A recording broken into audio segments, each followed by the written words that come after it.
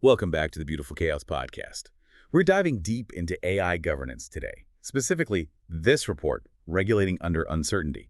Fascinating stuff. We'll break down the key points, bring in some extra insights to really make it all click. It's a great time for this deep dive. The AI world is changing so fast, this report tries to make sense of it all. Right. Feels like every week there's a new AI model in the news, each one more powerful. Absolutely. Just in May, GPT-4o was released. Then late last year, Google launched Gemini.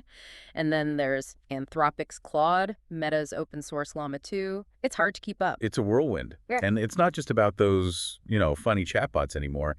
AI is impacting everything. Drug discovery, climate solutions, even art and music are being transformed. Yeah, and it's going beyond the digital, too. As AI gets more sophisticated, it's being used in robotics, potentially revolutionizing manual labor as well. It's exciting, but also a little unnerving.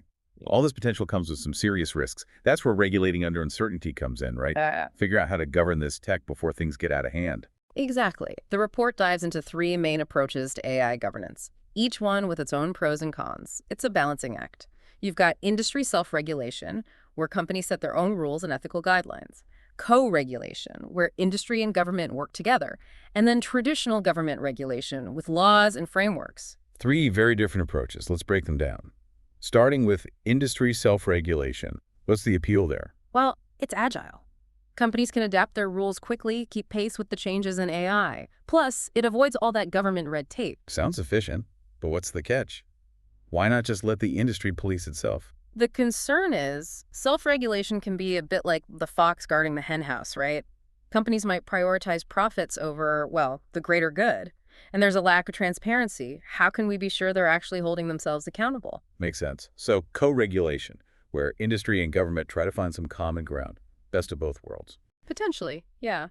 You get the expertise from the industry combined with oversight from the government. But there's always the risk of regulatory capture. That's where industry interests end up dominating the conversation. So the scales could tip too far one way.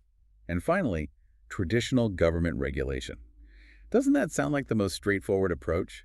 Just make some laws, done deal. It sounds simple, but it's really tricky. AI is evolving so fast that regulations could be outdated almost as soon as they're written.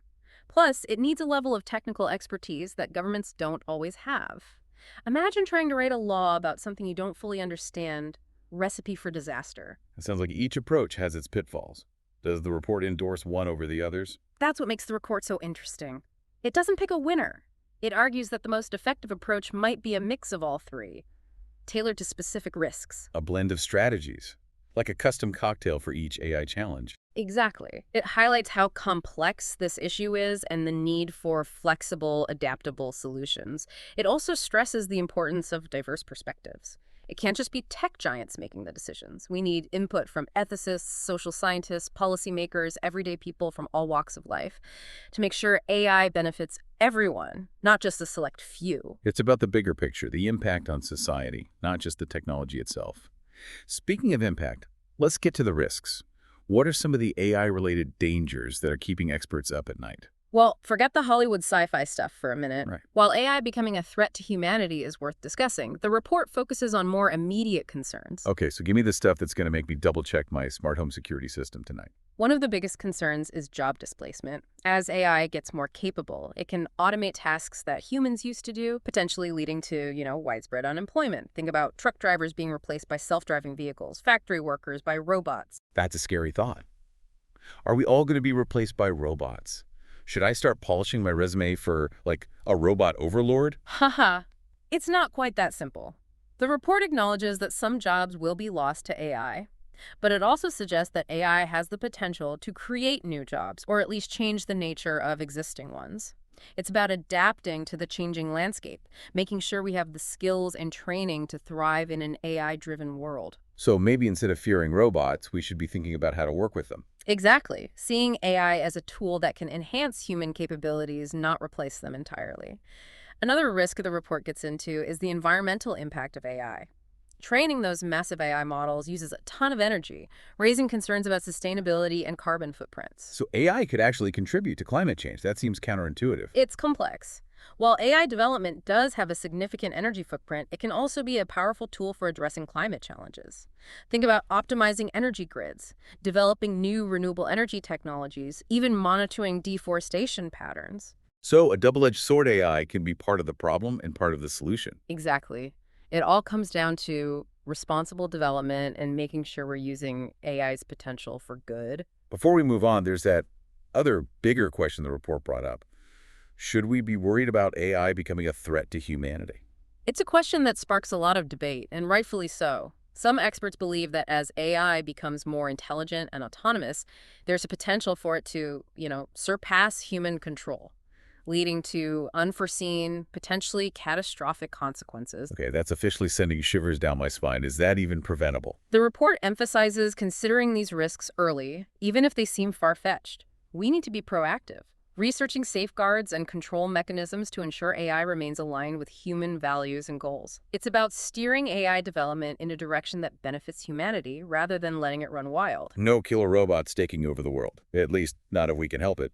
But all this talk about existential threats can feel a bit overwhelming. Where do we even begin to address these risks? What can we as individuals actually do? That's a great question, and the report offers some guidance there.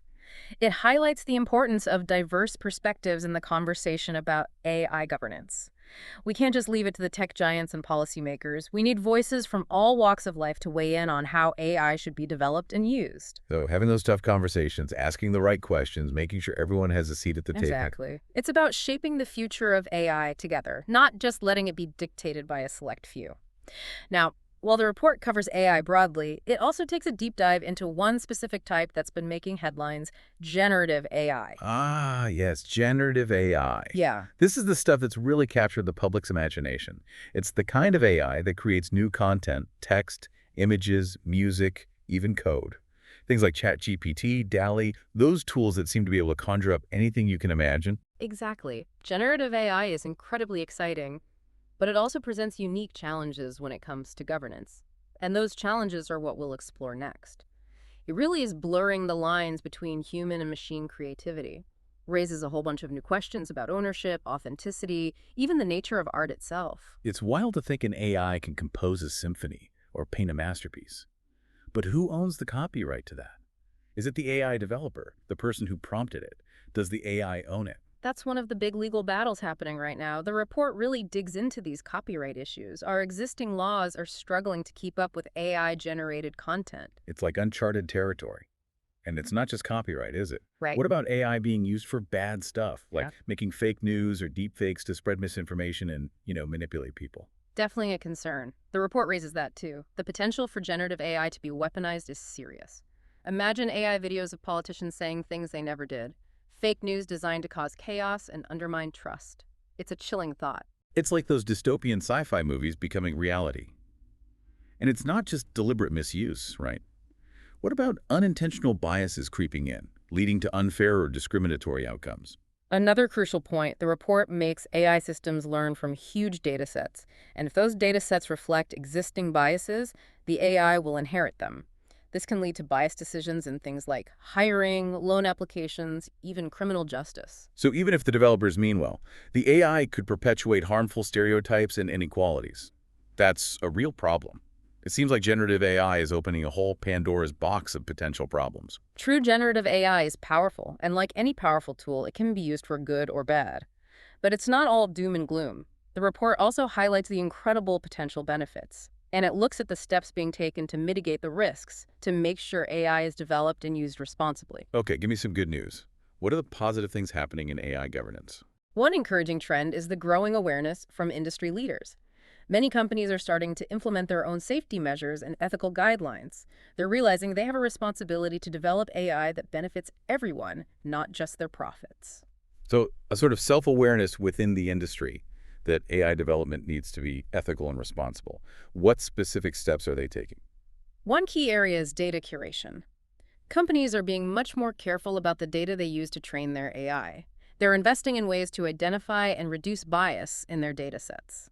And they're working to make sure the data represents diverse perspectives. It's like they're realizing that just feeding an AI tons of data isn't enough. They need to make sure the data itself is good quality and unbiased. Exactly. It's like that saying, garbage in, garbage out. It applies to AI as much as anything else. Another important step is more testing and evaluation of their AI. They're using techniques like red teaming, where security experts try to find vulnerabilities in the system, like a controlled stress test to make sure the AI can handle surprises and doesn't go haywire. Like ethical hackers trying to break into your system to find weak spots. That makes sense. But what about those bigger questions about AI alignment? How do companies ensure their AI reflects human values and goals? That's a tough one. But it's something they're starting to tackle. They're investing in research on AI alignment, exploring ways to embed ethical principles into the algorithms, to create systems that learn and adapt to human values. It sounds like trying to teach a machine right from wrong. A pretty tall order. Incredibly challenging, yes. But there's a lot of promising research happening. One approach is training AI on huge data sets of human behavior, letting them learn from our actions and decisions. Like showing the AI examples of good and bad behavior, hoping it learns to be ethical. A simplified way of putting it, but that's the gist. Of course, it raises questions about what ethical even means. Human morality is complex. Trying to define good and evil for a machine? That's a whole other conversation. But it's good that companies are asking these questions and trying to find solutions. It's not just individual companies doing their own thing, right? There's industry collaboration, too. Absolutely. We're seeing industry groups and initiatives pop up focused on establishing best practices. Organizations like the Partnership on AI, which brings together AI companies, academics, and civil society groups, are working on safety, fairness, transparency. They're doing research, publishing reports, making recommendations for responsible development. Creating a playbook for ethical AI development. Sharing knowledge to raise the bar for everyone. Exactly. It's recognizing that the challenges of AI are too big for any one company to handle alone. Needs a collective effort. And it's not just industry-led initiatives either. Governments are stepping up too, recognizing the need for regulations to guide AI development. That's a perfect transition to the next part of our deep dive. We've talked about industry taking responsibility, but ultimately it's governments that set the rules. Feels like we're at a real crossroads with AI, right? We've got all this amazing potential, but also all these risks we need to figure out. And governments are finally starting to grapple with how they fit into it all. Makes you think about the internet way back when it was so new and unregulated. It took a while for governments to catch up. Great analogy. We're in a similar spot with AI right now. It's changing so rapidly. Governments are trying to find that balance. Innovation and safety, how to protect people without stopping progress. So what are we actually seeing in terms of government action? The report mentioned the EU's AI Act as a potential model. Could you tell us more about that? The EU AI Act is interesting. It takes a risk-based approach. Instead of trying to make one set of rules for everything, it categorizes AI systems by how much impact they could have. So high-risk AI, like stuff used in healthcare, law enforcement, critical infrastructure, that faces much stricter rules and regulations. Makes sense that AI being used in life or death situations would need more oversight than, say, an AI recommending products online. Right. It's about proportionality. The AI Act also gets into data transparency, algorithmic accountability, human oversight, making sure these AI systems are fair, unbiased, and not operating in some, black box. Sounds like the EU is aiming to be a leader in AI regulation. Right. Are other countries following their lead? The EU AI Act is definitely a big deal. A lot of policymakers around the world are watching it. The US, for example, doesn't have a federal AI law yet, but there's definitely movement toward regulation. President Biden recently made an executive order. It directs federal agencies to develop guidelines for responsible AI development. So the U.S. is kind of testing the waters, trying to find the best way to regulate without, stifling the innovation. That's a good way to put it. There are also a bunch of bills in Congress right now about AI, so it's clear the government is taking it seriously. And it's not just at the federal level. Individual states like California are making their own AI regulations too, like in hiring practices. Sounds like a period of experimentation. Different countries, even different states, are all trying different things. Yeah, exactly. Still early days, there's no one right answer. But it's encouraging to see governments acknowledging the need to deal with these AI challenges. It's definitely complex. Yeah. What do you think are the biggest obstacles for governments in regulating AI? One of the toughest things is keeping up with the speed of innovation. AI changes so fast that regulations can become outdated really quickly. Imagine writing a law that's already useless before it even takes effect. Like trying to set rules for a game that keeps changing as you play. Exactly. Then there's the challenge of finding that sweet spot, fostering innovation while also protecting people. Too many rules could stifle progress. Too few could leave us open to all kinds of unintended consequences. It's a delicate balance. And it's not just a national issue either, right? AI doesn't exactly stop at borders. Very true. International cooperation is essential. If one country has strict rules and another doesn't, companies can just move to the one with fewer regulations. A race to the bottom, which helps no one. Sounds like we need some kind of global agreement on how to govern AI. Ideally, yes. Organizations like the OECD and UNESCO are working on that, developing international guidelines. But it's a slow, complicated process. We've covered a lot in this deep dive into AI governance. We've talked about why regulations are needed, the different approaches, the challenges governments face. But let's zoom out a bit and bring it back to our listeners. What does all this mean for everyday people? How will AI regulations impact us? In a lot of ways, these regulations are meant to protect us. They aim to prevent harm, ensure fairness, give us more control over how our data is used by AI systems. So creating a system where AI works for us, not against us. Exactly. Think about AI used in hiring, for example. Regulations can help make sure those systems are unbiased, giving everyone an equal opportunity. Or in healthcare, where regulations can ensure that AI systems are safe, accurate, and prioritize the patient's well-being. Setting up some guardrails to make sure AI is being used ethically and responsibly. Precisely. And as AI becomes more and more a part of our lives, these regulations will be even more important. It really does feel like we're on the edge of a new era, one where AI is going to fundamentally change our world. Exciting, but a bit scary too. It is a time of big change, lots of uncertainty. But by talking about it, staying informed about how AI is developing, and advocating for responsible governance, we can help shape that future in a positive way. It's not about being afraid of AI, it's about understanding it and making sure it's used for good. Couldn't have said it better myself. Well, beautiful chaos listeners, that wraps up our deep dive into the world of AI governance.